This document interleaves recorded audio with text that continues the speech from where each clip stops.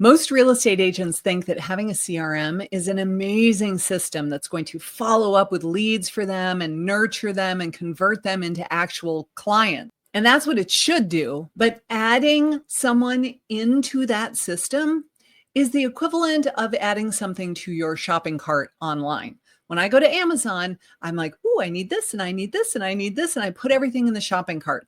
But Amazon doesn't get a dime from me unless I check out and I pay. So when you add people to your CRM and you don't do anything with it, it's the equivalent of putting them in the shopping cart.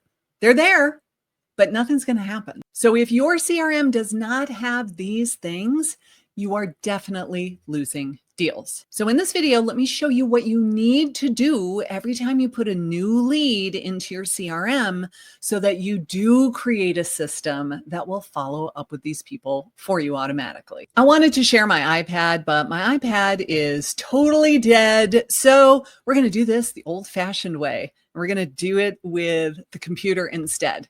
So when somebody new goes into your CRM, the first thing you want to do is identify the source. Where did this person come from?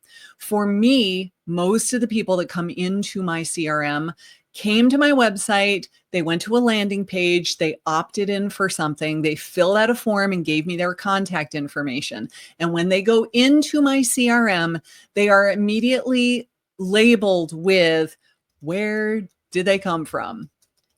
What did they download? Did I meet them in person? Did I meet them at a conference? Where did this person come from? We want to know the source, because when we know the source, we can start adding some tags. Tags can be as simple as they're a buyer, they're a seller, they're a renter, they're in the military. I typically like tagging them with multiple tags. So things that tell me what they are interested in. So for example, if I send somebody to a landing page and I say, download my free military relocation guide, this tells me a bunch of things. It tells me they're a buyer. It tells me they're in the military, and it tells me that they don't live here now and they are relocating here. So I will put them into my CRM, and the source will be the landing page that they opted in on. But then the tags for this exact circumstance or this scenario would be buyer, relo, and military, not repo. Thank you for auto-correcting for me. And that's very, very helpful, because let's say it's Veterans Day and I want to send an email to all of the people who are in the military and offer them some sort of special or thank you or some heartfelt note, right? I can filter it just for the people that I know are military. People also have tags for hot, warm, and cold. They have 30-day, 90-day, 365 days. You can create all kinds of different tags in whatever CRM you want. And then you decide how will those tags be applied when you talk to people and they tell you over the phone or they tell you in an email what their time frame is. You can manually add the tag. But if they opt into a form online, they can also automatically be tagged when they go in. The category is basically, what type of a client are they? Are they a buyer? Are they a seller? Are they an investor? This could also be called lists. If you, depending on what your CRM is, you might have lists of people. But the idea is, what type of a lead are they? If you put a lot of other real estate agents in your database as well, because you're trying to cultivate referral partnerships, you're going to want to identify them that they're an agent. And then when I send out, hey, check out my new listing, I don't need to send that to all the agents. Like, all you agents in my market, please do not email me all your open houses and stuff. I don't care. So when you send out the blast email, send it to all the buyers, send it to the sellers too, if it makes sense, but you don't need to send that to all of the agents. You are sending different emails to the people that you're trying to get referrals from and send referrals to. Now, what is an automation? This has many different names, but it's basically the automated email and possibly texting follow-up sequence that happens when a new person is added to your database.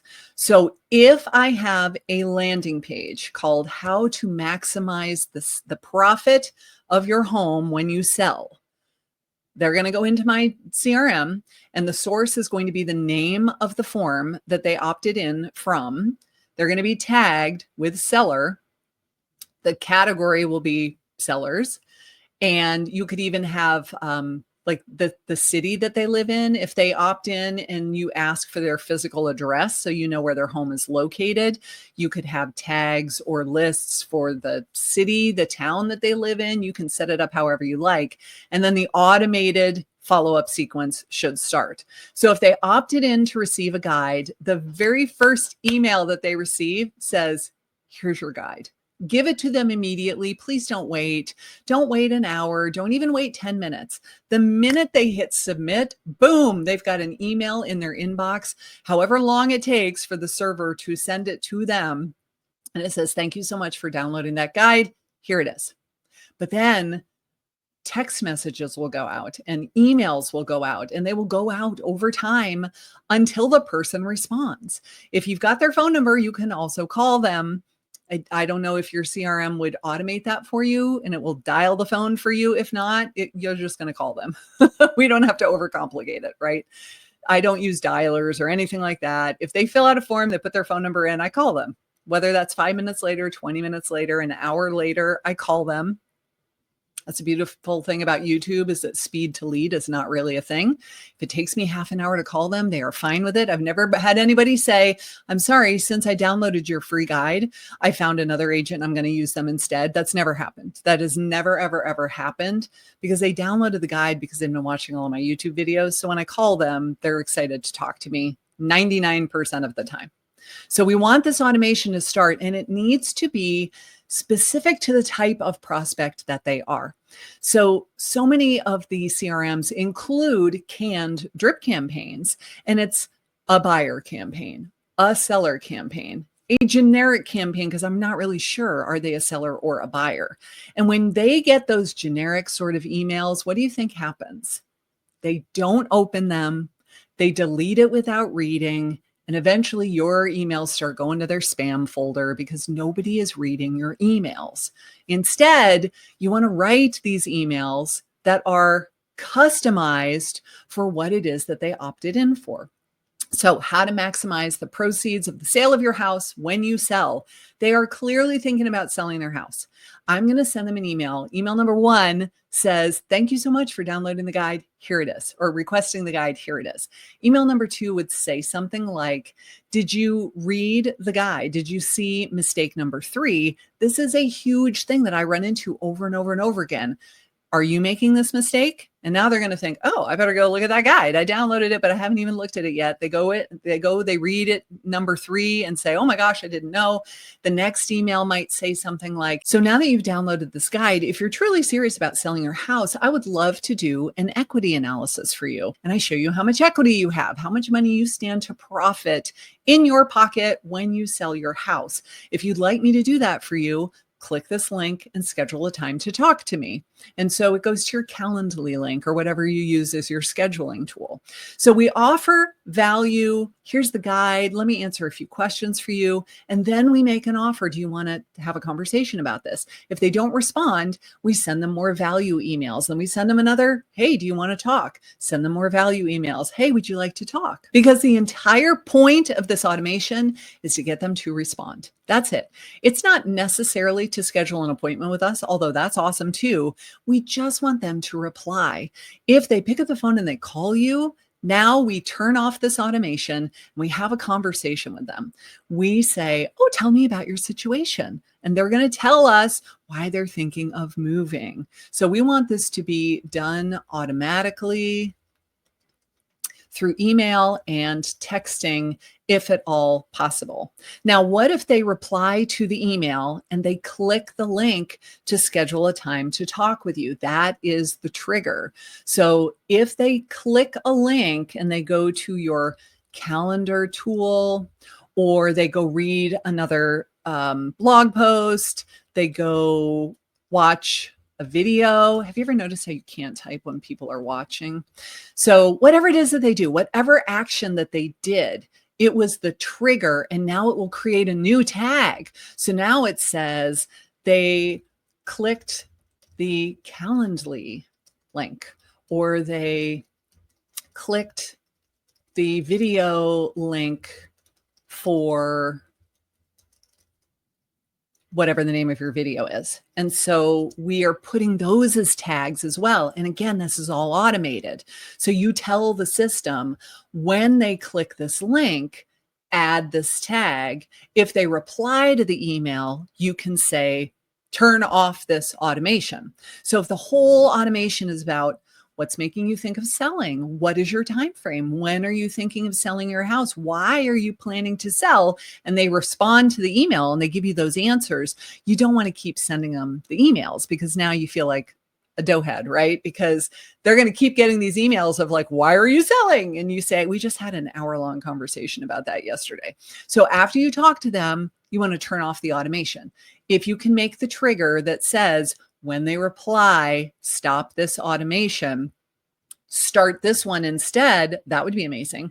Or you just do it manually. You're on the phone with them, you log into your CRM, you turn off the automation. They tell you, I'm thinking of selling in a year. You turn on the long-term seller drip campaign meant for people that you're already in contact with, people that you have spoken to. You've had a conversation. They know who you are. We want that specific, not just the generic, hey, are you thinking of selling your house campaign? These little details make all of the difference, and they really will change the way your CRM works for you. Now, if you don't have any emails that you can send other than the ones that came with your CRM, I do have some copy and paste email campaigns. It's called the Email Drip Kit. I'll put that down below.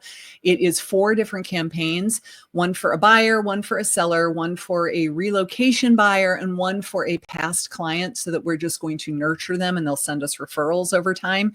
You can copy and paste the subject line, the body of the email for every single one of these, and they work far, far, far better than the ones that come with most CRMs, simply because they're not generic. They were meant to be used for a very specific scenario. So I'll leave that link down below if you need it. One of my coaching clients, Lisa Alford, created a CRM called Propel CRM, and it's pretty awesome. It includes landing pages. It's got all of the features that we were talking about, and it's very affordable compared to a lot of other CRMs out there. So I'll put the link in the description below. If you're in need of a CRM, if you've never had one before, you want something that's not intimidating, or you have one and it's so complicated you never use it, you want something that's very simple and user-friendly, Propel CRM might be just the thing for you. So check that one out. I love software, and I rely on software to run not only my real estate business, but also my coaching business. So in this video right here, I tell you the tech stack that I use in my own business.